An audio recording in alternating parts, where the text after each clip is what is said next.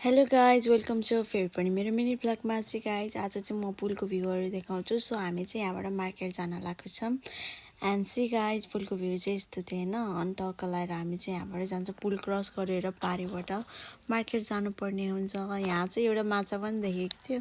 So यहाँनिर पोखरीमा माछा रहेछ अनि मैले माछा क्लिक पनि गरेँ। सो हामी चाहिँ यहाँबाट पुल क्रस गरेर पारी जानुपर्ने हुन्छ। यहाँको भ्यू चाहिँ एकदम दामी आइरहेको थियो अनि त्यही भएर मैले क्लिक गरेँ। भ्यू चाहिँ हेर्नु होला गाइज होइन, यस्तो राम्रो थियो नि।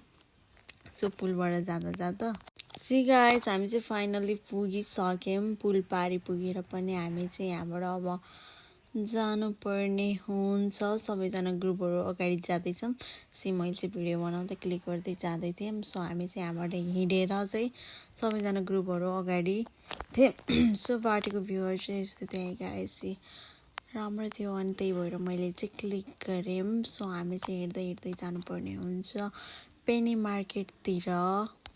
अनि त्यसपछि यहाँनिर एउटा मार्केट पनि थियो कपडाको होला सायद। अनि जाँदा जाँदा एउटा बाजे चाहिँ मजाले बस्नुहुन्छ। बाजेलाई हेर्नु होला, को बाजे हो यो चिन्दैन तर को हो। यहाँको मार्केटको भ्यू चाहिँ यस्तो थियो, राम्रो आइरहेको थियो नि त। सोच्दैको त्यस कारण मैले चाहिँ क्लिक गरेँ। हामी चाहिँ रोड क्रस गरेर पारिपट्टि जानुपर्ने हुन्छ मार्केट चाहिँ हाम्रो। फाइनली गाइस होइन हामी चाहिँ पेनी मार्केट पनि आइपुग्यो। 2 मिनटको बाटो थियो। हामी चाहिँ पेनी मार्केटमा छिर्नलाई 2 मिनट लाग्थ्यो। अब हाम्रो ग्रुपहरू चाहिँ सबैजना अगाडि आइसकेको थिए।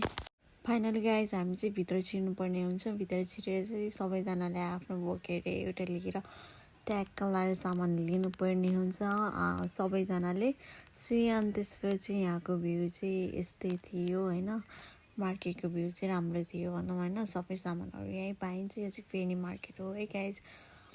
यहाँ चाहिँ मार्केटको भ्यू चाहिँ यस्तो थियो। हामीले चाहिँ अब यो यहीँनिर सामान प्रायः किन्ने भएको भएर यही मार्केटमा आयौँ। मैले चाहिँ भिडियो लामो हुन्छ नि त, धेरै गएको भिडियो चाहिँ मैले खासै बनाउन पाइनँ, भिडियो लामो हुन्छ भनेर।